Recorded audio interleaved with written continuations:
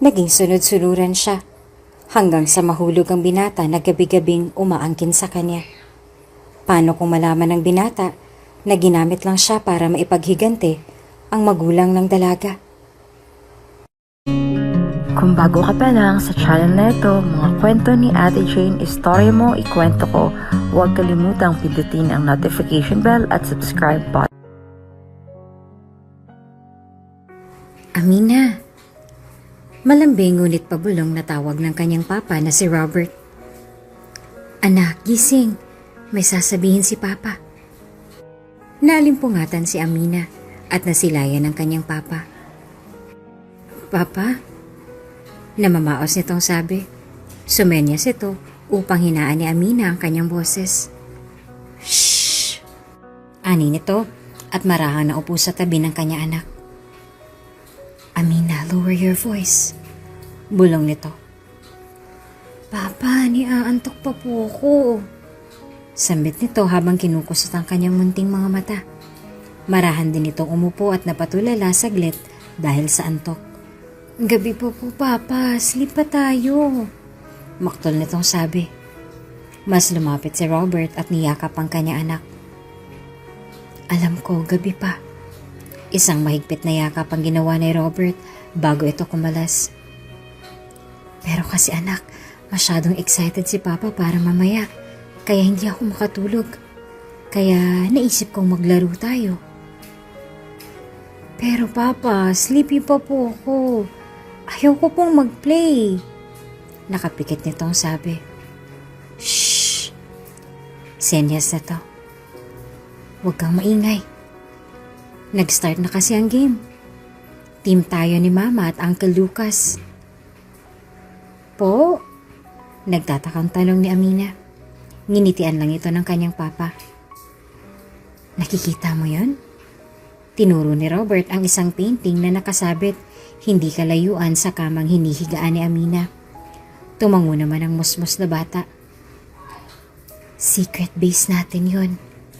Para manalo tayo sa game, kailangan bantayan mo ang base natin para hindi makuha ng kalaban. Utos ng kanyang papa. Behave ka lang dapat doon. Kasi kapag nakita ka nila, matatalo tayo. Hindi natin makukuha yung prize. Isang malaking doll pa naman ang piniling prize ni Mama para sa'yo.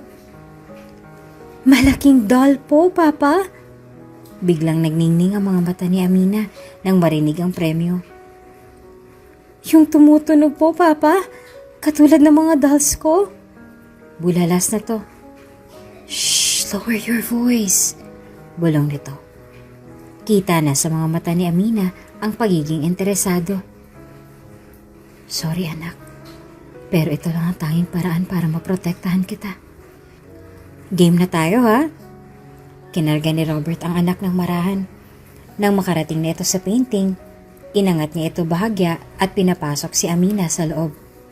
Sa likod ng painting ay may isang sekretong cabinet kung saan kasyang-kasya si Amina. Anak, nangingiyak nitong sabi. Behave ka lang ha? Huwag na huwag kang lalabas dito. Napatikim na si Robert upang pigilan ang kanyang mga luha sa pagpatak. Kung hindi natin makukuha yung prize. Ako o kaya si Uncle Lucas ang pwedeng kumuha sa'yo dito para hindi malaman ng ibang secret base natin ha? Alam kong magaling kang mag-play ng hide and seek. Sabi ni Robert, sabay haplos ng maliit na mukha ni Amina. Opo, Papa. Bulong na sabi ni Amina at porsigidong manalo. Kayo lang po ni Uncle Lucas. Mas sumiksik si Amina sa loob upang masiguradong hindi siya makikita ng iba. I love you, anak. Mahal na mahal ka ni Papa at Mama. Tatandaan mo yan. Sambit ni Robert. Unti-unti na itong lumayo sa painting at itinabing ang ilang upuan upang takpan ng maliit na siwang. Bago ito tuluyang makalayo, ay tinanaw nito ang painting at sinigurong hindi makikita ang kanyang pinakamamahal na anak sa kahit anong anggulo. Mahal na mahal ka namin, Amina. Huwag na huwag mong kakalimutan. Habang tahimik na nagtatago si Amina mula sa siwang, ay nakikita nito ang kabuuan ng kwarto. Wow, ang galing naman ng secret base namin na Papa. Nakikita ko sila pero hindi nila ako nakikita. Lalong nasabik ang musmos na bata. Samantala ay lumakad si Robert malapit sa kama ng kanyang asawang si Camila. Baka sa kanyang mukha ang pangamba. Ilang sandali pa at kinuha nito sa kanyang telepono at may tinawagan.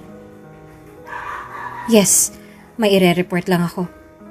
Sambit nito sa kanyang kausap sa kabilang linya. Nauulinigan naman ni Camila ang kanyang asawa, kaya napabangon nito. Papa? Sambit nito at umupo. Nasa kalagitnaan na sila ng pag-uusap at ang tanging narinig na nito ay papunta ng mga pulis sa kanilang kinaroroonan. Nakaramdam ng matinding kaba si Camila at hinawakan ang kamay ng kanyang asawa. Sakto naman na binaba ni Robert ang telepono, sabay bunot ng kanyang baril sa kabilang kamay. Nanlaki ang mga mata ni Camila at mas tumindi ang pangamba sa mga nangyayari. Camila, kailangan na nating maghanda. Maiksi nitong sabi. Paano si Amina? Sambit nito at mas humigpit ang hawak sa kamay ng asawa. Isang ngiti ang sinagot ni Robert at lumingalinga sandali. Wala na tayong oras, Camila. Seryosong sabi ni Robert at sumenyas na tumayo na si Camila sa kama. Nakuha naman ito ni Camila at sumunod sa asawa. Inalalayan nito ni Robert papunta sa ilalim ng kama. Bago tuluyang umalis, ay sinilayan nito ang kanyang butihing asawa. Matatapos din tong lahat, Camila. Ani nito. Oo, sama-sama tayong aalis ni na Amina papuntang Australia. Magbabago na ang lahat pagkaalis natin dito. Isang mahigpit na hawak sa kamay ng kanyang asawa ang pinabaon ni Camila. Matapos at tumindig na si Robert at pinakiramdaman ang buong paligid. Ilang segundo lang ang nakalipas at may namataan na itong mga armadong lalaki. Mahigpit ang hawak ni Robert sa kanyang baril at nagtago sa likod ng pinto. Ito na ang huling beses. Patnubayan niyo po kami. Dalangin ito at huminga ng malalim. Makaraan ay may pumasok na sa kwarto at agad niya naman itong binaril. Dahil sa ingay ng pagbagsak ng unang armadong pumasok sa kwarto, ay sumunod na ang iba. Walang humpay ang palitan ng putok. Walang nagpapatalo at pursigido ang mga armadong mapunterya si Robert. Hindi naman nagpatalo si Robert at nakipagsabayan ng putok sa mga armado. Nagawa nitong linlangin ng iba at nagtungo ang mga ito sa labas ng kwarto. Lubos ang kabang nararamdaman ni Camila habang naririnig ang putukan. Halos hindi na ito humihinga upang hindi mapansin ang mga armadong lalaki. Ngunit sa sobrang kaba ay hindi nito sinasadyang matabig ang laruang wand ni Amira. Umilaw ito at tumunog. Natataranta si Camila at hindi malaman kung paano ito pahihintuin. Dinaganan niya na lang ito upang hindi makapukaw ng pansin. Subalit hindi ito sapat upang matakpan ang ilaw ng wand. Narinig ito ng mga armado at dahil din sa ilaw ng wand ay napukaw na ng tuluyan ang atensyon ng mga ito. Tumahimik bigla ang paligid at maingat na kumikilos ang lahat. Lumapit ang isang lalaking may malaking pangangatawan at tadtad ng tattoo sa kama at sinilip ang ilalim nito. Huli ka! Sabi nito, sabay hinila si Camila palabas. Diyan ka lang pala nagtatago. Hindi umimik si Camila at sinamaan ng tingin ng armado kahit na nasasaktan na ito dahil sa pagkakahawak ng lalaki. Ang tapang mo naman. Nasaan ang anak niyo? Nasaan ang bata? Hiyaw nito kay Camila. Hindi lang ito pinansin ni Camila at hindi natinag sa pagtingin. Aba, matapang ka. Sinabunutan nito si Camila. Halos matanggal ang anit ni Camila sa pagkakasabunot ng lalaki. Subalit mas tumalim pa ang mga titig nito. Lalong napiko ng lalaki, kaya naman hinigpitan nito ang hawak sa braso ni Camila, saka kinaladkad. Robert! Hiyaw nito. Hawak ko ang asawa mo! Hindi nagdalawang isip si Robert na magpakita sa mga armado. "Huwag ang asawa ko!" Matapang nitong sabi. Sumenyas ang lalaki sa kanyang mga kasama at agad nilang tinutukan si Robert.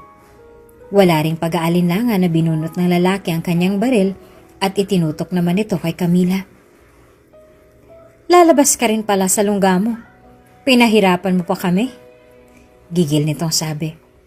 Gusto nang paulanan ni Robert ng bala ang lalaki dahil sa ginawa nito sa kanyang asawa, ngunit hindi maaari. Alam ni Robert na sa isang maling galaw lang ang kanyang gawin ay mapapahamak si Camila. "Akong kailangan nyo, hindi ba? Huwag ang asawa ko. Sasama ako sa inyo ng matiwasay. Huwag niyong idamay ang asawa ko." Sigaw na sabi ni Robert. "Titiklop ka rin pala. Ibaba mong baril mo, Robert. Ihagis mo papunta sa akin." Nakangising sabi ng lalaki. Labag man sa loob ni Robert ay mahara niyang binaba ang kanyang baril. "Huwag!" Hiyaw ng kanyang asawa, ngunit kasabay nito ang isang putok ng baril. Sa harapan ni Robert ay pinuputokan ng kanyang asawa sa ulo. "Camila!" Hiyaw nito at biglang humigpit ang hawak niya sa kanyang baril. Walang habas niyang pinaulanan ng bala ang mga armado. Wala na itong pakialam kung tinatamaan na siya ng bala. Basta't ang kanyang tanging gusto ay maubos ang lahat ng tao sa kwartong iyon. Tumagal ang putukan ng ilang minuto. Ngunit dahil mag-isa lang si Robert at nalupig na ang galit ang kanyang puso, ay nakita na lang niya ang kanyang sarili na maraming tama at duguan. Sabay pa ang pagkaubos ng kanyang bala. Lahat ng to ay nasaksihan ng musmos na si Amina.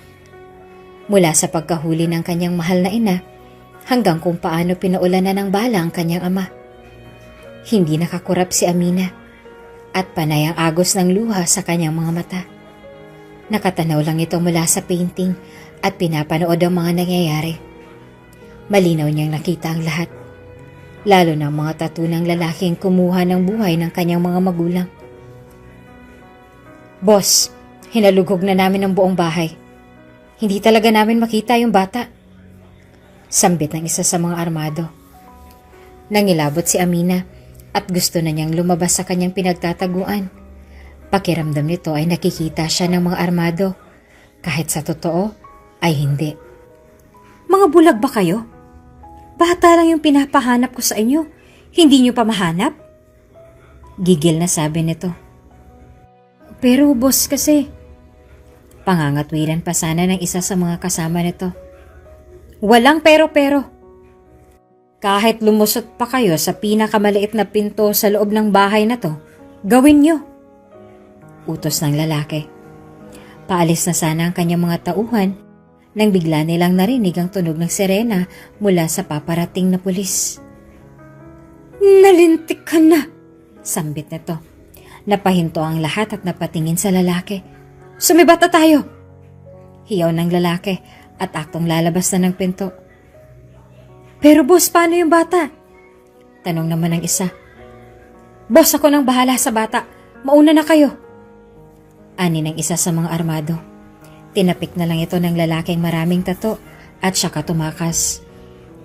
Habang nagkakagulo ang mga armado sa pagtakas, ang puso naman ni Amina ay tila gusto nang tumalon sa kanyang dibdib.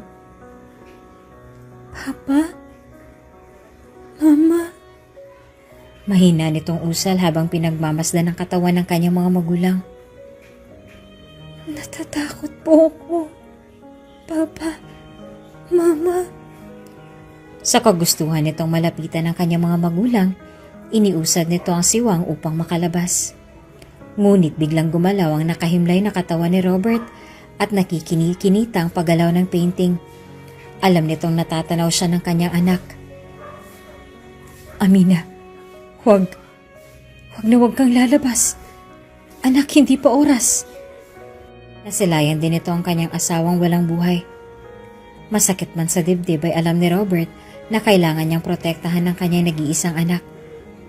Kahit naririnig na nito ang sirena mula sa labas, ay hindi ito kampante na maililigtas ng mga pulis ang kanyang anak. Bagkos ay mas nangangamba itong malalagay pa si Amina sa kapahamakan. Kaya naman kahit na nag-aagaw buhay, ay pinilit nitong binato ang painting upang mapukaw ang pansin ni Amina. Hindi naman ito nabigo at huminto ang paggalaw ng painting, senyales na napansin ito ni Amina. Buong lakas itong itinaas ang kanyang kamay at iwinagayway ng bahagya. Nakuha naman kaagad ni Amina ang nais na ipahiwatig ng kanyang ama. Masakit man sa kanyang damdamin at hindi maintindihan ng mga nangyayari, ay hindi na ito lumabas sa kanyang pinagtataguan. Unti-unting nanlalabo ang paningin ni Robert. Sa huling pagkakataon ay sinulya pa nito ang kanyang asawa matapos ay tinitigan naman ito ang painting kung saan nandoon ang kanyang anak. Amina, palagi mong tatandaan na mahal ka namin. Patawad. Sabay ng pagpikit ni Robert ay may nagbukas na pinto. Makalipas ang 12 taon. Okay po, Sir Ralph, here's your change. Then ito na po yung pinapagawa niyong dress for your girlfriend. Nakangiting sabi ng kahera. Gusto niyo po bang tignan? Pwede naman po nating i-unpack. Oh, no need.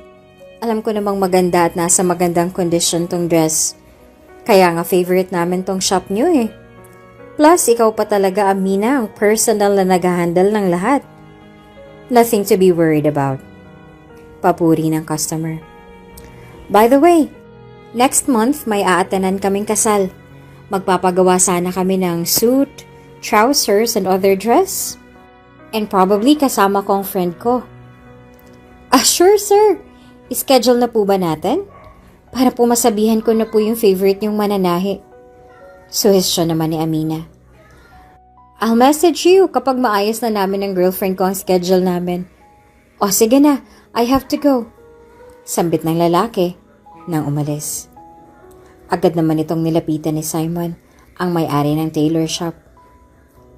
Alam mo bang sobrang pihikan ng customer natin yun? Mabuti na lang talaga at nandyan ka. Kung hindi, naku, sasakit na naman ang ulo ko sa mga gusto niyang ipagawa. Nagkataon lang po na nakuha ko kaagad ang kiliti nila. Pero at least alam ko pong naging solusyon ako sa problema niyo. Pagmamalaki ni Amina. Kaya, baka naman ano? Kahit ano? Hindi tinuloy ni Amina ang kanyang sasabihin.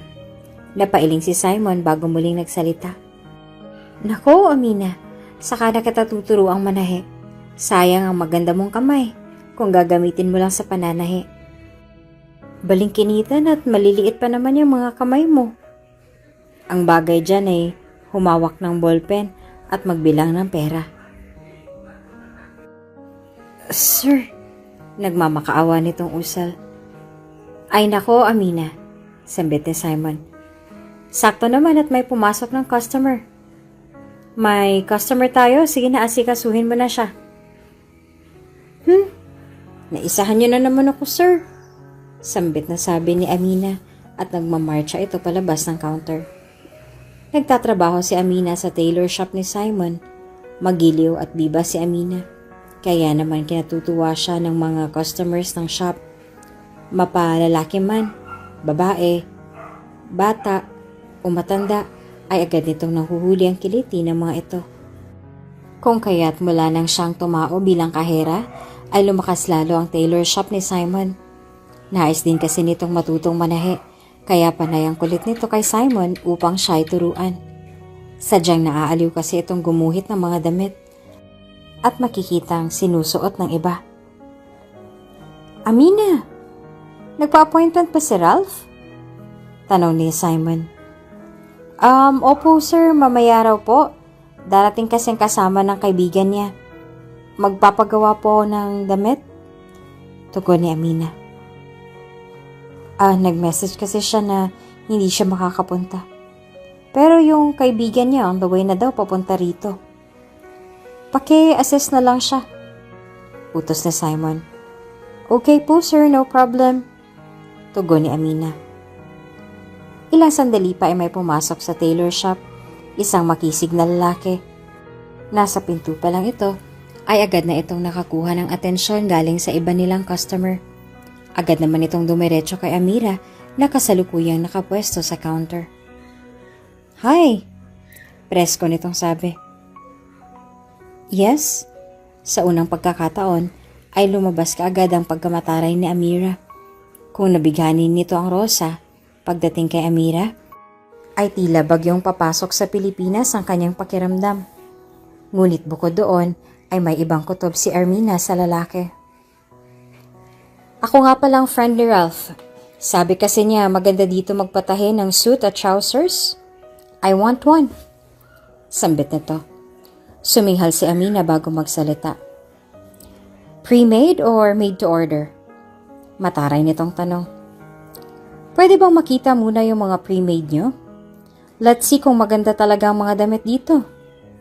Mas lumapit pa ang lalaki kay Amina. Kaya naman mas naalibadbara nito sa kausap. "Tulad mo, nasa pinto pa lang ako ay nakita ko ng kagandahan mo." Puri nito. "Tsh!" Anis nitong ani. "Matagal ko nang alam na maganda ako." At inirapan nito ni Amina bago muling magsalita. "This way po." Usal nito na may diin sa bawat salita, saka naglakad palayo sa lalaki. Napailing ang lalaki ngunit aboteng ang ngiti nito. "Pasalamat ka, maganda ka." Sumunod naman ang lalaki kay Amina. Matapos makapamili ng damit na isisukat, ay dumiretso na ang lalaki sa fitting room na wala man lang paabiso kay Amina. Nakamasid lang si Amina at bakas ang pagtataka sa kanyang muka. Paano niya nalaman na doon ang fitting room namin? Naging customer na ba namin siya? Pero sabi niya kanina titignan pa lang niya yung mga damit namin. Weird. Naputol ang pag-iisip ni Mina nang bigla siyang tawagin ni Simon upang humingi ng tulong sa isa nilang customer. Hanggang sa hindi na malaya ni Amina, 1 oras nang nakakalipas mula nang nagsukat ang lalaki. Napatingin ito sa kanyang relo at nagtaka. Kanina pa nagsukat yung lalaking yun ah. Hindi pa ba siya tapos? Puntahan ko na kaya? At dahil hindi mapakali, ay sinundan niya ang lalaki. Kinatok nito ang pinto ng fitting room ng 3 beses.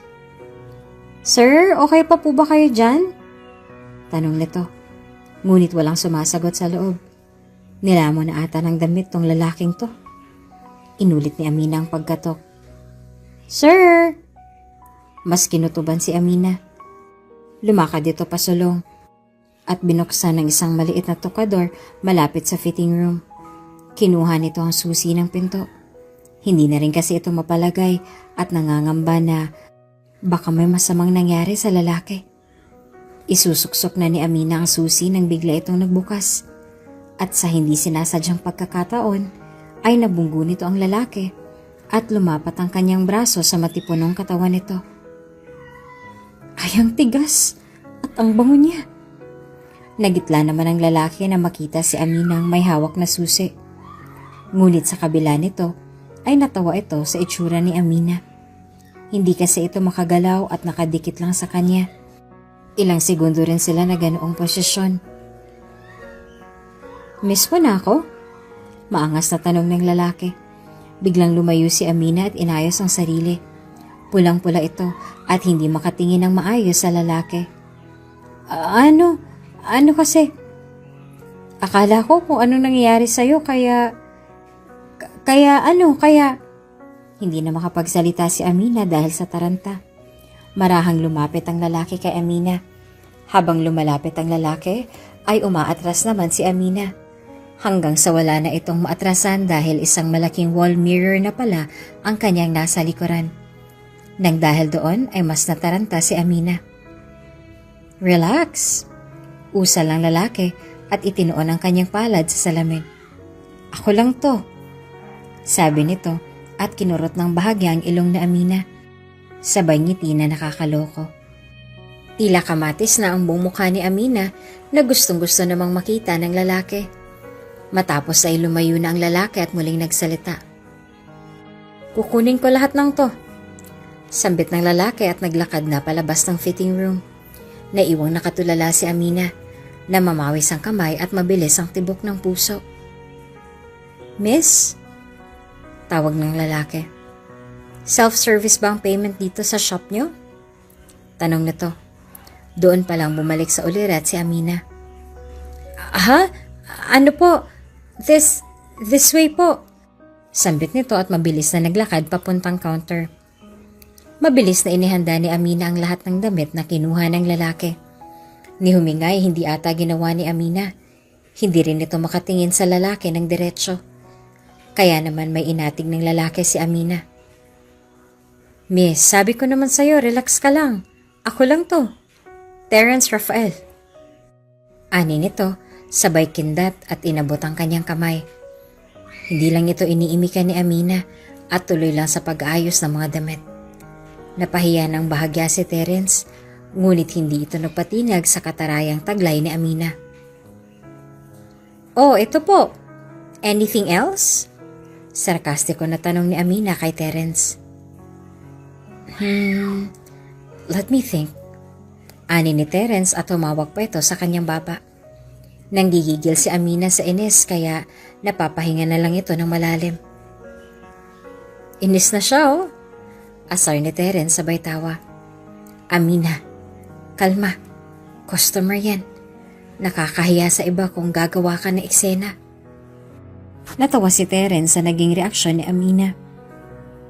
Okay, last. Can I have your phone? Huh? Pagtataka ni Amina. Ang sabi ko, can I have your phone? Personal phone to be exact. Ulit na to. At bakit? Tinaasan ni Amina ang kilay sa Terence. Umisi si Terence at napatingin sa kanyang relo. Biglang nabago ang kanyang itsura at tila may naaalala. Look, I have no more time. Kung ayaw mong ibigay ang number mo, susunduin kita mamaya dito mismo sa shop niyo to have dinner. Kaya mamili ka. Cellphone mo o susunduin kita mamaya? Seryosong tanong ni Terence. At doon na nga po nagtatapos ang Kabanata 1. Sa susunod na kabanata, please comment down below kung sino sa tingin niyo ang may gawa sa sinapit ng mga magulang ni Amina. Paano mababago ni Terence ang buhay ni Amina? Magkakaroon kaya ng connection si Terence sa nakaraan ni Amina? Sabay-sabay nating alamin sa susunod na kabanata. Kung bago ka pa lang sa channel na ito, mga kwento ni Ate Jane, istorya mo, ikwento ko, huwag kalimutang pindutin ang notification bell at subscribe button. She is Amina, and she might be the one. Actually, we are exclusively dating. Right, Amina? Kung bago ka pa lang sa channel na ito, mga kwento ni Ate Jane, istorya mo, ikwento ko, huwag kalimutang pindutin ang notification bell at subscribe button. Ang ikalawang kabanata. Hindi malaman ni Amina kung bakit sukdulan ang pangungulit ni Terence sa kanya. Ano bang trip ng taong to? Napipikonan niya ako ha? Muling inirapan ni Amina si Terence at dahil doon ay nakita nito si Simon. Tila nakamasid ito sa kanilang dalawa. Nakaramdam ito bigla ng hiya sa kanyang amo, kaya naman kahit gusto niyang sipain palabas ang kausap, ay wala na itong magawa kung hindi sakyan ang kahibangan nito. Kung sasama ako sa kanya mamaya, baka kung saan niya pa ako dalhin. Delikado, marami pa akong kailangan gawin. Istorbo lang siya. At sure naman ako na kung ibibigay kong cellphone ko, itatype niya yung number niya. Ang siste, parang ako pang nanghingi ha. Kapal ng muka, masyadong GGSS. Tagal naman, masyadong pinag-iisipan. Nakangising sambit ni Terence at panay ang tingin sa kanyang relo. Napaismid si Amina at may kinapa sa kanyang bulsa. Oh, eto na po. Inuunahan na kita. Huwag kang judger sa cellphone ko. Inis itong sabi at inilapag ang kanyang cellphone. Nanlaki ang mga mata ni Terence sa nakitang sinaunang model na cellphone ni Amina. Yung tipong malabo pang front cam at hindi pa upgraded. Ngunit kinuha pa rin niya ito at tinitigan sa harap at likod. Hindi ko na kasi naabutan ng mga gantong model. Paano ba to gamitin? Asar ang sabi ni Terence habang pinagmamasdan ng cellphone ni Amina. Please open? Dagdag pa nito.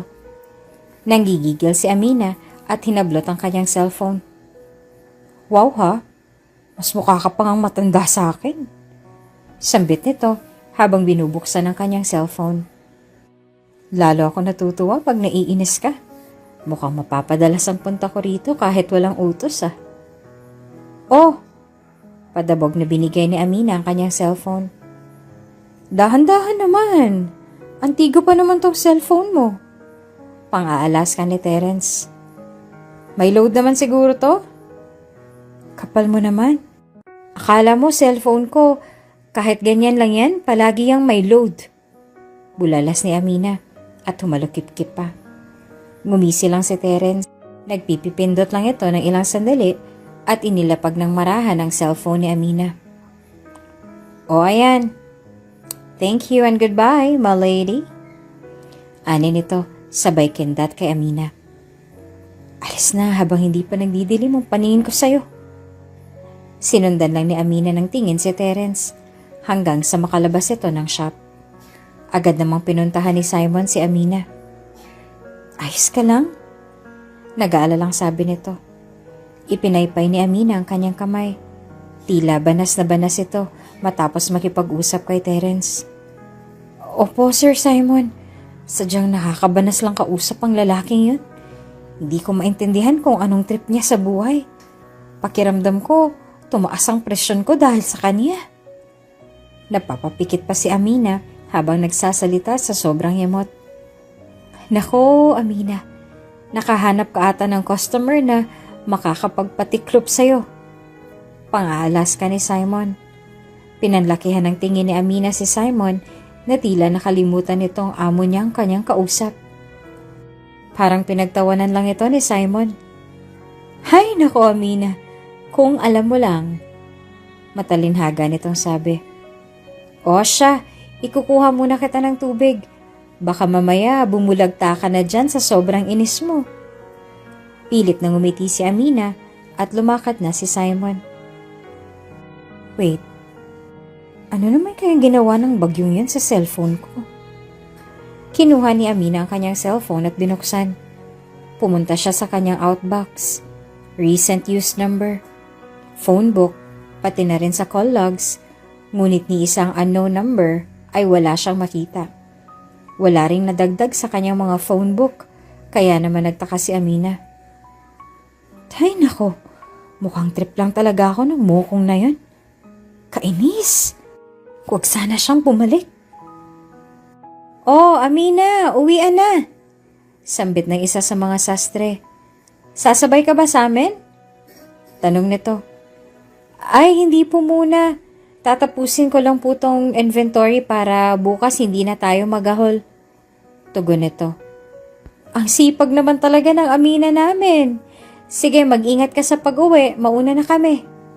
Paalam nito. Tumangulang si Amina at nagpatuloy sa kanyang ginagawa. Nang nasigurado nitong siya na lang mag-isa, ay agad itong pumunta sa fitting room kung saan nagpunta si Terence. Okay, oras na. Huminga ito ng malalim at pumasok sa fitting room.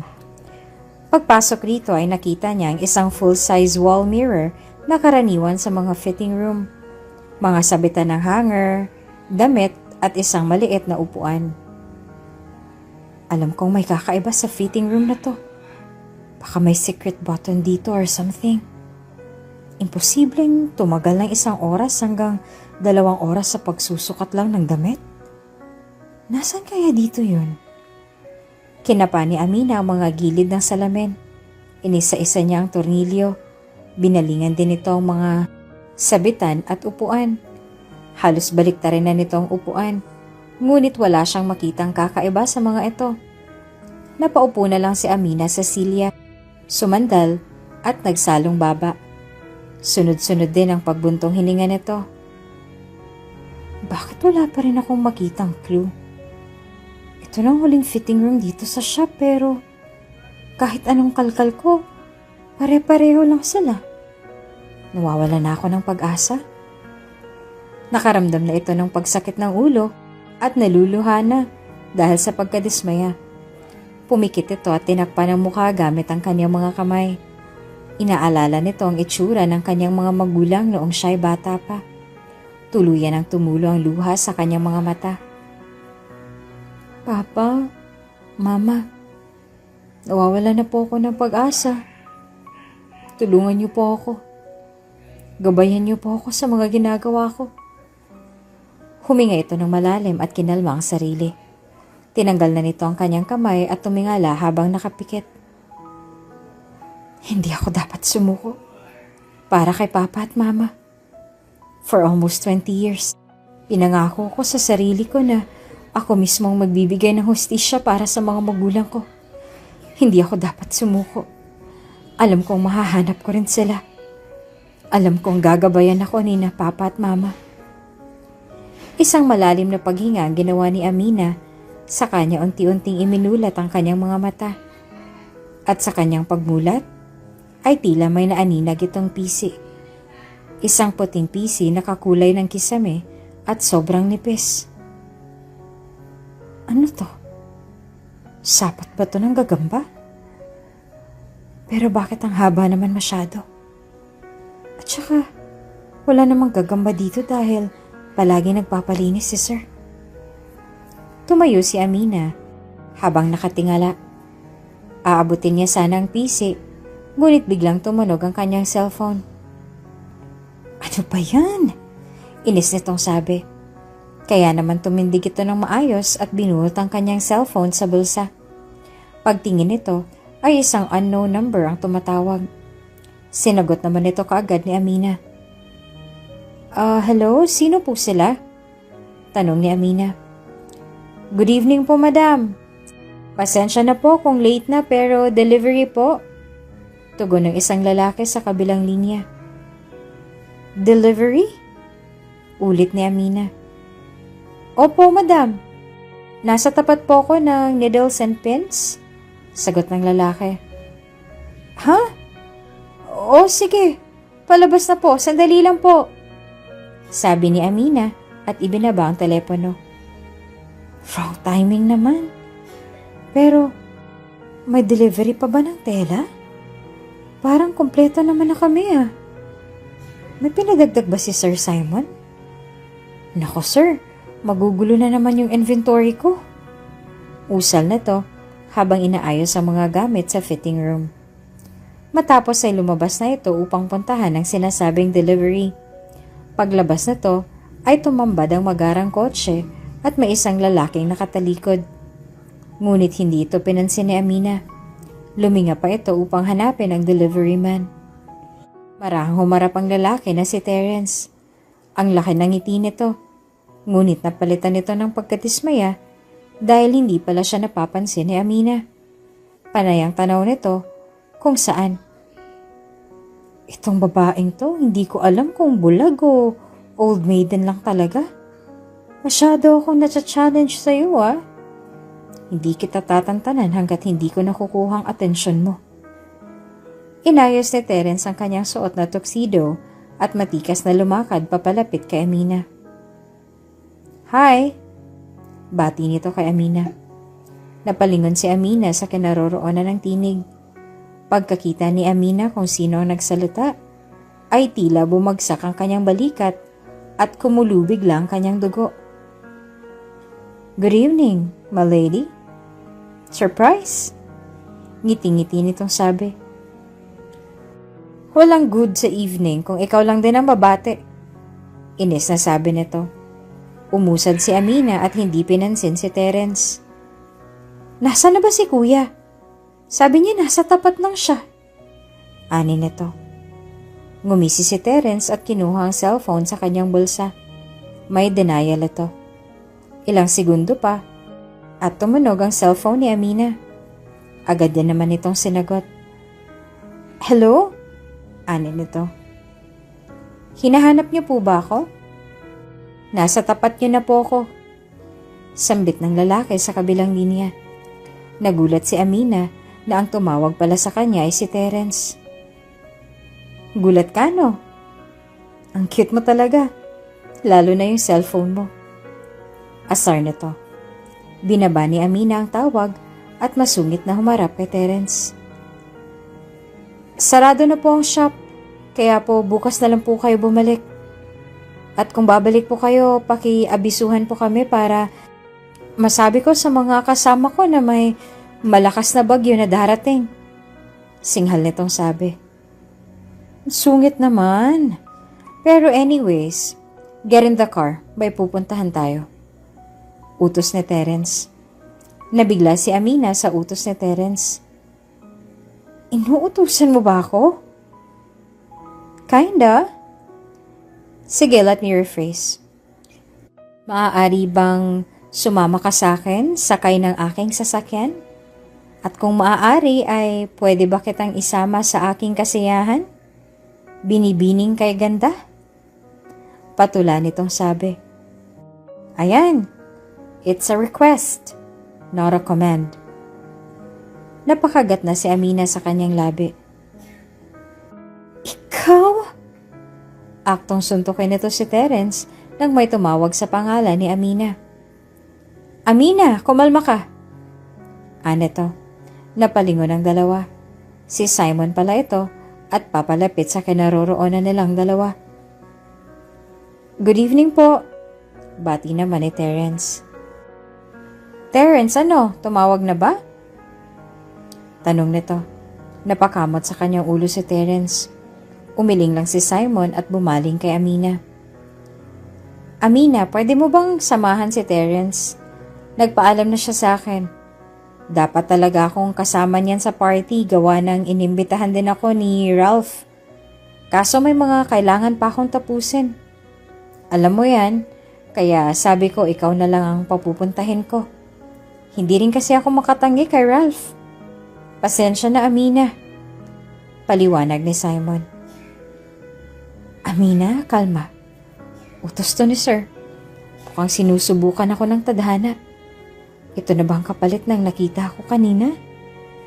Ay, okay. Para kay Papa at Mama. Sige. Nabago ang aura ni Amina at nasilayan ng ngiti sa kanyang labi. Okay po, Sir Simon. Basta alam niyo ng kapalit. Ngiti-ngiti nitong sabi.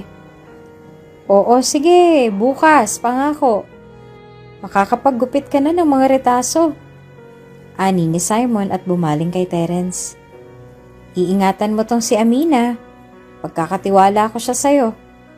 Paalam ni Simon. Yes po. Tugon ni Amina. O sige na, gabi na. Papaayusan mo pa tong si Amina, hindi ba? Lumakad na kayo. Sambit ni Simon. Kumunot ang noon ni Amina. Ayusan?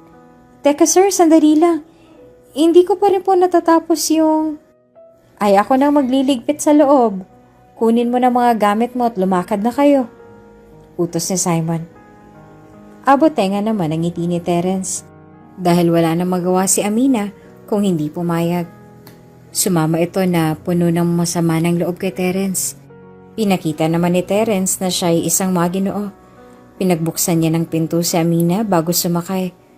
Papaandarin na sana ni Terence ang sasakyan nang mapansin niyang tinititigan lang ni Amina ang tali ng seatbelt. Hindi ka ba marunong magkabit niyan? O gusto mo lang na akong magkabit ng seatbelt mo? Tanong ni Terence habang ikinakabit ang kanyang seatbelt. Napabundong hininga si Amina at tumingin kay Terence. Hindi. Maiksi nitong tugon. Wala naman akong ganito kaya hindi ko alam kung paano. Okay. Ani ni Terence at kinalas ang kanyang seatbelt. Let me do this thing. At oo nga pala. Para saan? Balik na tanong ni Amina. Secret. Nakangiting sabi ni Terence at umalis na ang dalawa. Terence, nasan ba tayo? Tanong ni Amina. At saka, kailangan ba talagang ganito ang suot ko? Hindi ako sanay ng ganito. Ang kate at saka nahihiya ako. Pakiramdam ko, kakaibang tao ako. Nahihiyang sabi ni Amina habang panayang taas niya sa strap ng kanyang damit. Nginitian ni Terence si Amina. Hey! Mas lumapit si Terence at inayos ang damit ni Amina mula sa strap na panayang bagsak hanggang sa buhok. You look perfect. Actually, kahit nga hindi ka ayusan, sobrang ganda mo na. Be confident. Maganda at elegante ka. Sambit ni Terence. Nang minutong iyon, ay tila namangha si Amina kung paano magsalita si Terence. Para bang tatalo ng kanyang puso sa kilig. Sabayan pa ng mga nakakatunaw nitong titig at maginoong mga kilos. Pero wag mo lang ilalabas ang cellphone mo kasi nakakasira ng forma. Biglang bali ni Terence. Ewan ko sa'yo. Nagmarcha na si Amina pasulong. Wait, my lady! Hintayin mo naman ang Prince Charming mo. Hinabol ni Terence si Amina. Nasa loob na ang dalawa. Namangha si Amina sa laki ng events room na kanilang pinuntahan. Sorry kailangan ko kasi ng kasama. At ikaw lang ang nakita kong perfect match para sa kagwapuhan ko. Sambit ni Terence habang iningitian ang mga nakasalubong na tao. Kilala mo ba silang lahat? Tanong ni Amina. Napansin din ni Amina na mula nang nakapasok sila sa events room, nagbago ang aura ni Terence. Naging sopistikado at formal ito. Nope. Ngumingiti sila. Kaya ngumingiti lang ako. As simple as that. Seryosong tugon ni Terence. Nakihalubilo sina Terence at Amina sa mayayamang tao. Mga businessmen, investors, at matataas na taong kilala sa kaniya nilang industriyang nandoon. Kaya siguro ako sinama ng bagyong to. Kasi magmumukha siyang kawawa kung siya lang mag-isa. Pero okay na rin to. Baka sakaling may malaman na makilala akong konektado sa sindikatong lumapastangan sa mga magulang ko. At least mas makakagalaw ako ng maayos na hindi nila nalalaman. So, Terence, who is she? Bagong mukha kasi ang babaeng kasama mo. Tanong ng isang lalaki na naninilaw ang leeg sa dami ng alahas sa leeg. Ito si Don Arceo, isang negosyante at makapangyarihang tao. Kilabot ng mga kababaihan at nakukuha lahat ng gusto niya sa isang iglap lang. Marami itong illegal na transaksyon, kaya naman punterya ito ng grupo ni na Terence. Oh, sorry, my mistake. Nakalimutan kong ipakilala ang babaeng pumukaw ng pihikan kong puso. Pahaging nito at tinignan si Amina. Naku, pasalamat ka't hindi ako pwedeng magwala dito. Walang nagawa si Amina kung hindi ngumiti na lamang. She is Amina, and she might be the one. Actually, we are exclusively dating. Right, Amina? Nakangising sabi nito sa lahat. Alam kasi ni Terence na napukaw ni Amina ang pansin ng lahat. Bilang bagong mukha sa event na ito at magiliw niyang kinausap ang lahat ng taong kanilang nakilala. Sa ganoong paraan ay mabilis na nakalapit si Terence kay Don Arceo. Isa siya sa mga nabighani kay Amina ng gabi ngayon. So, Miss Amina, madalas na pala kitang makikita sa mga ganitong events? Tanong ni Don Arceo. Nginitian lang ito ni Amina at tumingin kay Terence. Don't get too fast, Don Arceo. It's my girl. Depensa ni Terence. Oh, nakipagkilala lang naman ako. Relax, Mr. Rafael. Nakangising sabi ni Don Arceo. Ngunit titig na titig pa rin kay Amina. Huli ka, Don Arceo. Babae lang rin palang makakapagpabagsak sa'yo. Mas lumalim ang gabi, mas dumami ang tao sa events room. Nalula si Amina sa dami ng mayaman na taong nakapaligid sa kanya. Terence, parang hindi talaga ako bagay dito. Tingnan mo, ang dami-daming nakahain na plato, tinidor, kutsilyo. Hindi ko naman alam gamitin lahat ng to. Nai-stress na ako for real. Iritableng sambit ni Amina. Relax. Just follow what I'll get para hindi ka marito. Don't mind them. Isipin mo na lang na tayong dalawa lang magkasama. Huwag ka mag-alala. Maganda ka pa rin sa paningin ko. Sambit ni Terence. Ilang oras na malagi ang dalawa sa events. Maraming nakakasalamuha sina Terence at Amina, ngunit nakatuon ang pansin ni Terence kay Don Arceo. Hindi nito nilalayuan ang lalaki at panay ang hunta nito rito. Sa kabilang banda ay namangha si Amina sa kilos ni Terence. Napansin din nito ang mga patagong senyas ni Terence sa ilang mga nandoon. Mas lumalakas ang kutob ko na isa siya sa kanila. Kailangan ko pa ng ilang patunay para maisagawa ko ng plano ko. Sorry, Terence. Pero kung kasama ka ng sindikatong yun, kailangan kitang gamitin. Ilang sandali pa at nakaramdam na ng pagod si Amina at napansin ito ni Terence. Gusto mo na bang umuwi? Tanong ni Terence. Okay lang ba? May pasok pa kasi ako bukas at masakit na rin ang mga binti ko. Ani ni Amina. Okay then, let's go. Mabilis na sagot ni Terence. Ha? Okay lang ba sa'yo? Baka may mga kakausapin ka pa. Ako na lang uuwi. Pagtanggi ni Amina. Sure ka kaya mong mag-isang umuwi? Tanong ni Terence. Bahagyang nagulat si Amina dahil hindi man lang siya pinilit ni Terence na samahan sa pag-uwi. Oo, kaya ko. Yun lang ang kanyang nasabi. Pero kahit na ganoon, ay nagdesisyon na rin si Amina umuwi. Hinatid lang ni Terence si Amina sa bukana ng gusali. Okay, ingat sa pag-uwi. May sakayan ng taxi sa labas, maghintay ka na lang dyan. Balik na ako sa loob. Ani ni Terence. Sige, nakangiwing sabi ni Amina. Okay na sana. Nawawala ng inis ko sa'yo. Tapos ganito? Ay nako, buti na lang may napala ako sa pagsama ko sa'yo. Kung hindi, uuwi ako na pagod at masakit ang binti. Tama kaya ang hinala ni Amina na may kaugnayan nga si Terence sa sindikatong pumatay sa kanyang mga magulang? Paano kayang paghihiganti ang gagawin ni Amina? Abangan sa susunod na kabanata. Kung bago ka pa lang sa channel na ito, mga kwento ni Ate Jane, istorya mo, ikwento ko, huwag kalimutang pindutin ang notification bell at subscribe button. Hay! Biglang sabi ni Don Arceo. Ayoko na makipag-utuan. Don Arceo, may usapan tayo. No. I want her now.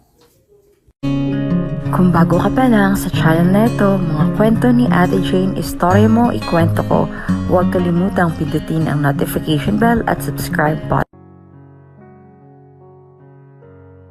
Ang ikatlong kabanata. Tito, alis na po ako. Paalam ni Amina sa kanyang tito. Mag-iingat ka.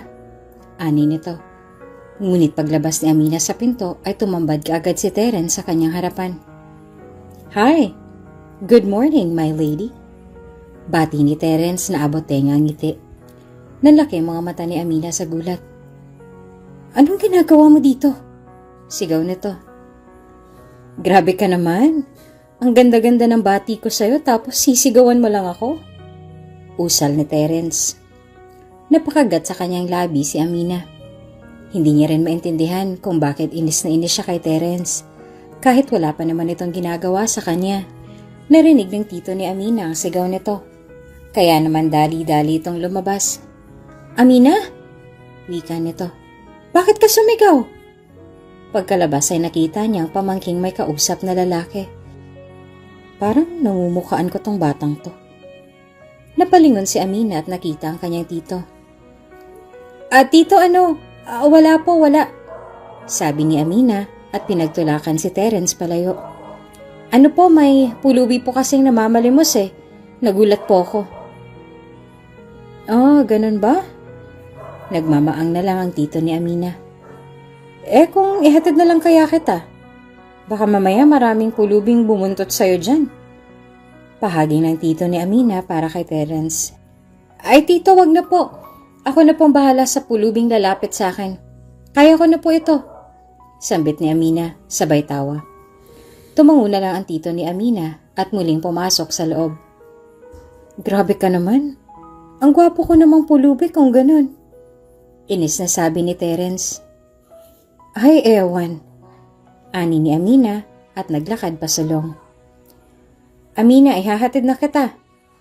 Alok ni Terence. Nagpantig ang tenga ni Amina. Bigla nitong naalala ang nangyari bago siya umuwi. Nako, ayoko na. Nagpapakipot lang ako kagabi tapos hindi talaga ako hinihatid. Ang hirap-hirap sumakay ng jeep na nakadress.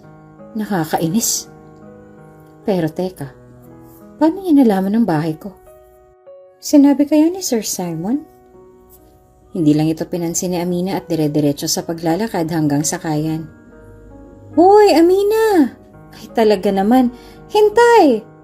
Habol ni Terence. Sige, kung ayaw mong magpahatid gamit ang kotse, sasamahan na lang kitang mag-commute. Sigaw nito.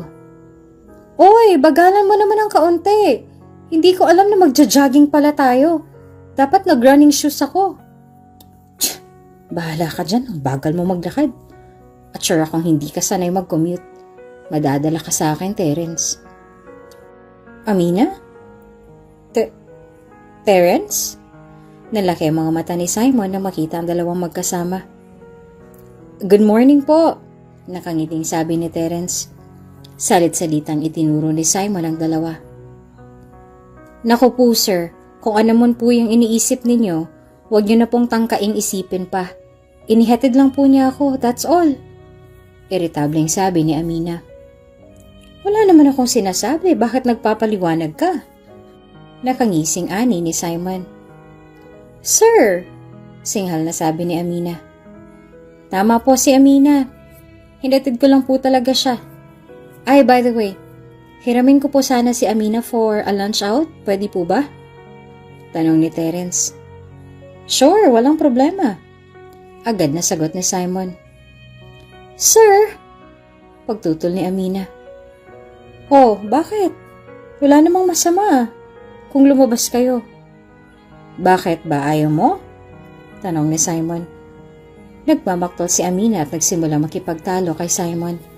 Pinagmasdan ni Terence si Amina at sa hindi malamang dahilan ay aliw na aliw ito sa naging reaksyon nito, lalo na kapag napipikon. Habang kasalukuyang nagtatalo ang mag-amo ay nahagip ng mata ni Terence ang isang lalaki na puno ng tato. Nakatanaw sa kanila. Naku, nalilibang na pala ako masyado. Kailangan kong magtrabaho. Marahang lumakad si Terence palayo.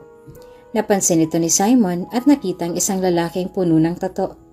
Inilihis nito si Amina at ipinagpatuloy ang pakikipagtalo upang hindi nito mapansin ang pag-alis ni Terence. Ay nako, pumayag na ako kaya pumayag ka na rin. At saka kung inaalala mo ang tito mo, ako nang bahala sa kanya. Ipagpapaalam kita. Sabi ni Simon. Sige ka, hindi kita tuturuan manahe. Hamon ni Simon. Huminto na si Amina sa pakikipagtalo. Sakto namang nakalayo na si Terence sa dalawa. Sir talaga, alam ang weakness ko. Pamaktol nitong sabi. Sige na, pumasok na tayo, marami pa tayong gagawin. Aya ni Simon at nauna nang pumasok. Oy, Terence? Nasaan na yun? Ani ni Amina. Luminga ito upang hanapin si Terence at sa hindi sinasadyang namataan nito ang isang lalaking puno ng tato. Hindi ako pwedeng magkamali. Siya yung taong yun. At nakita rin itong kausap ng lalaki si Terence. Pasimple nitong inilihis ang tingin at normal na pumasok sa shop. Ngayon sigurado na akong kasapi ka nila. Maisasagawa ko ng mga plano ko. Sa wakas, unti-unti nang nagbubunga ang mga sakripisyo ko. Buti naman at matiwasay kang sumama sa akin. Akala ko bubugahan mo na naman ako ng apoy nung sunundo kita, sabi ni Terence. Papagalitan ako ni Sir kapag hindi ako sumama sa'yo. Kaya no choice ako. Kaya huwag mong isipin na bukal sa loob ko ang pagsama ko sa'yo. Masungit nitong sabi. Umiling lang si Terence. Ilang sandali lang at dumating na ang kanilang kakainin. Ang dami ko namang nakikita, paano ba gamitin to? Ngulumod ni Amina. Hay Amina, ano bang karismang meron ka at gustong gusto ka tang nakikitang ganyan? Hindi mo naman kasi kailangan matuto niyan. Kung hindi lang to kasama sa mga plano ko, Mas yayayain kita sa isang simpleng lugar. Yung hindi natin kailangan magpanggap. Yung ikaw at ako lang sapat na. Look, Amina. Napatingin naman si Amina kay Terence. Itong nasa kaliwang fork for salads. Total, salad pa lang nakaserve. You can use it. Then yung inner fork is dinner fork. Paliwanag ni Terence. Ano? Iisa lang naman ang itsura tapos iba-iba pang gamit. Pare-pareho lang naman yung pwedeng ipang tusok. Inis na sabi ni Amina. Ay, you always amaze me, Amina. Ano bang meron ka at napaka-cute mo pag naiinis ka? Nagkakalong sabi ni Terence. Maganda ako. Yun ang meron ako. Shh! Oh, anong sunod? Kapag tapos na sa salad, anong gagamitin ko? Nakakagutom naman ng ganito. Inis nitong sabi. Okay, chill. The next after niyan, at tinuruan ni Terence si Amina kung paano gamitin ang table setting sa kanilang harapan. And tapos na, sabi ni Terence. Napansin itong nakakunot ang noo ni Amina at seryosong nakatitig sa mga nakalatag sa kanyang harapan. Please, Amina, huwag kang gumanyan sa harapan ko. Lalo ako nabibigani sa'yo. Hindi makubli ni Terence ang kilig na nararamdaman. Alam mo, huwag mong isipin ang mga sinabi ko. Gamitin mo na lang ang gusto mong gamitin. Anyways, tayong dalawa lang naman to. Talaga? Ay, buti naman. Kasi alam mo, magugutom lang talaga ako kung susundin kong lahat ng sinabi mo. Sinimula ng kumain ni Amina. Huwag ka mag-alala. Kaya ko naman kumain ng pines. Huwag lang yung paiba-iba ng gagamitin. Nakaka-stress. Kahit noon, hindi ko iniintindi itong mga ganito. Kahit mapagalitan ako ni Tito, ay naku, gagamitin ko ang kubyertos na gusto kong gamitin. Hindi ako mabubusog. Pinagmasdan lang ito ni Terence at hindi mapuknat ang ngiti sa kanyang mga labi. Hindi ko mapigilan ang sarili kong hangaan ka, Amina. Ay, ewan. Makakain na nga lang. Enjoyin mo lang yan, ani ni Terence. Natapos na nilang kainin ang appetizer. Sumunod naman ang main course. Habang kumakain, napansin ni Terence na ang galing magbalat ni Amina ng hipon, kahit gumagamit na ito ng kutsara at tinidor. Di mo naman sinabi na sanay ka palang magbalat ng hipon gamit ang kubyertos. Puna ni Terence. Ay, mali. Ano ba yan? Jologs ka dapat. Magkamay ka. Ha? Ano? Hindi nasaktuhan lang na mabilis tanggalin yung balat. At tapos ano? Baka mag-amoy hipon tong kamay ko mamaya. Magugupit pa kasi ako ng retaso, baka humawa sa damit. Palusot ni Amina at tumawa ng pilit. Parang hindi naman. Ako nga hirap na hirap, sabi ni Terence. Ano? Hindi kaya? Baka yung sayo lang. Yung akin hindi, tignan mo. Nataranta nitong sabi. Baka nga. At pinagpatuloy nila ang kanilang pagkain. Amina, tandaan mo ang turo ng tito mo. Walang pwedeng makakaalam kung sino ka at anong estado mo sa buhay. Ang araw ay umabot ng ilang linggo. Nakasanayan na ni Terence na puntahan si Amina. Kung hindi sa tanghali ay sa gabi. Inihahatid niya rin ito pauwi. Madalas din kumain ng dalawa sa mga mamahaling kainan. Ngunit kahit anong gawin ni Terence, hindi matuto si Aminang kumain ng mga pangmayaman na pagkain. Pero sa kabilang banda, hindi ito naging hadlang sa pagtingin nito kay Amina. May mga pagkakataong naiinis pa rin si Amina kay Terence. Ngunit dahil sa personal na rason, ay iniisang tabi ito. Sa maikling panahon, ay hindi nito namamalayang unti-unti na rin niyang nakasanayang makita si Terence sa araw-araw at nakikita na lang niya ang sarili na naghihintay kay Terence. Oh, Amina, bakit hindi ka pa umaalis? May hinihintay ka ba? Tanong ni Lucas, ang tito ni Amina. Ha? Napatingin nito agad sa kanyang relo. Ano po, maaga pa po kasi. Kaya nagpapatay po ako ng oras. Talaga ba? O hinihintay mo yung pulubi na palaging naghahatid sa'yo? Tanong ni Lucas. Tito? Pikong sabi ni Amina. Oh, bakit? Hindi ba totoo? Palagi kanyang hinahatid at sinusundo. Mapang-asar na sabi ng tito niya sa kanyang pamangkin. Pero ito seryoso. Kilala mo ba ang lalaking yon? Ang tunay niyang pagkatao. Alam mo kung anong tinutukoy ko? Seryosong tanong ni Lucas. Napabuntong hininga si Amina. Opo, kilala ko po siya. Isa siya sa kanila. At ginagawa ko to para kay Papa at Mama. Yun lang ba talaga? Tanong ni Lucas. Hindi nakasagot si Amina at bumuntong hininga. Baka sa mukha nito ang lungkot. O, bakit parang malungkot ka?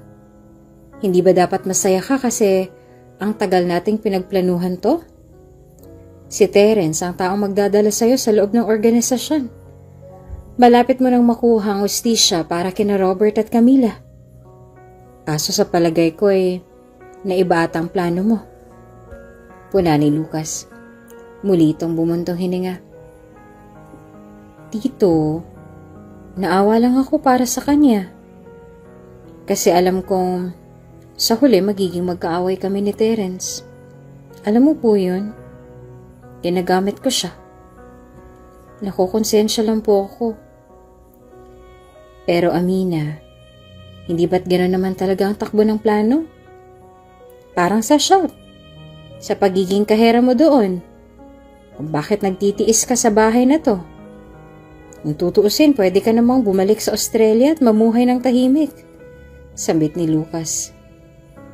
Amina, maalwan ang buhay mo sa Australia.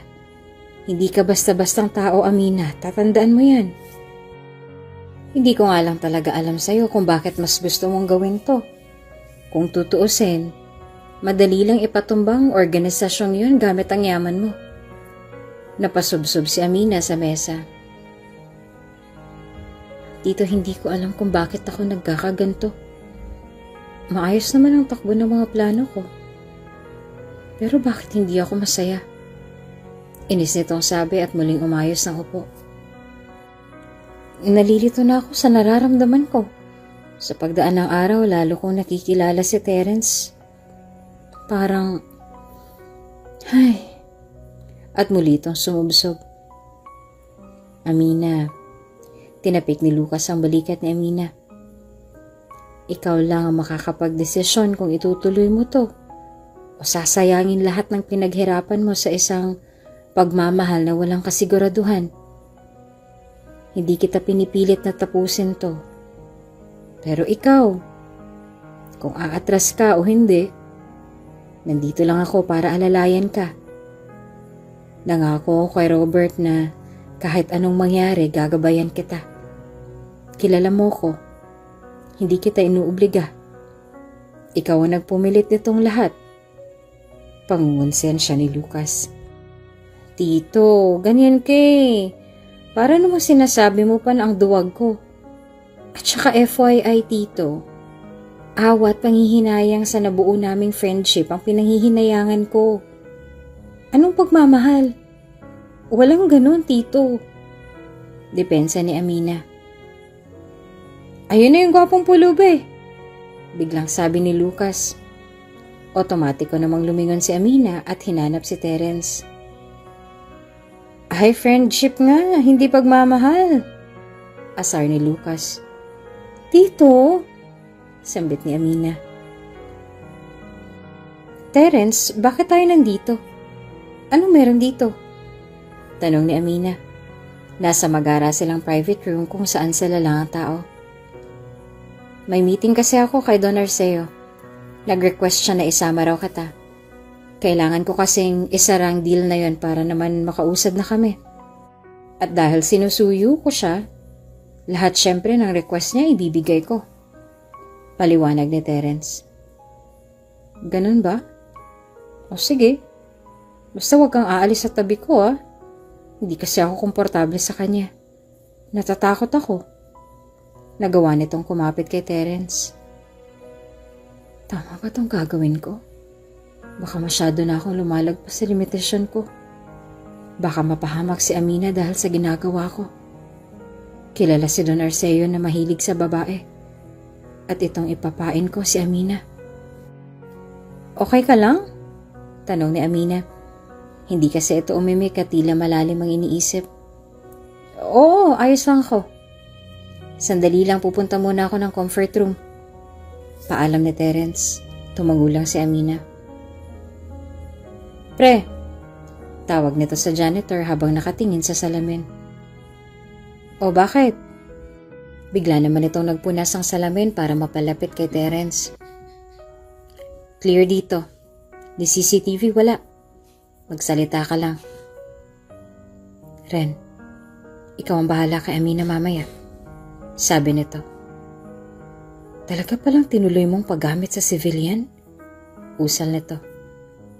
Ren, pakinggan mo ang sinasabi ko. Inis nitong sabi. Kalma. Oo, alam kong mahalaga siya sa'yo. Ako nang bahala sa kanya mamaya. Matapos lang tong misyong to, maswerte ka't umubrang pinain mo. Lahat ng kasapi nating babae, ginawa ng lahat makalapit lang kay Don Arceo at makamiting ng solo. Pero ikaw lang ang linggo lang. Nagawa mong mapapayag si Don Arceo na makipag-meeting sa'yo nang walang kahirap-hirap. Ani ni Ren. Pre, nagkataon lang. Hindi ko rin akalaing ganun ang magiging epekto ni Amina kay Don Arceo. Sambit ni Terence. O bakit tuliro ka? Dahil ba mapapahamak si Amina? O dahil hindi itinuloy ni Ren ang kanyang gustong sabihin? Oo, kung ano mang iniisip mo. Pati ako nahulog na. Hulog na. Sagot ni Terence. Ayan tayo. Tapos na ang laban.